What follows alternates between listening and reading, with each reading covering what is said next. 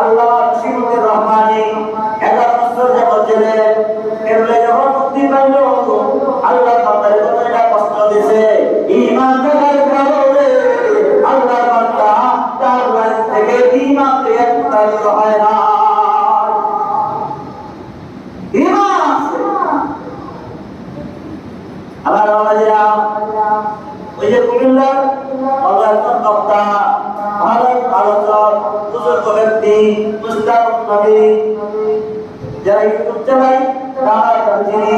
মুস্তাফা নবীর বুজুর্গ মানুষ এই আল্লাহর বান্দা জেনেছিল শুধু জেনেছিল না বাবা আল্লাহর বান্দা ছিল এরকম আয়নার ঘরে আয়নার ঘর মধ্যে মুস্তাফা ওই যে মুখ দেখে আর কিছু না কিন্তু এখন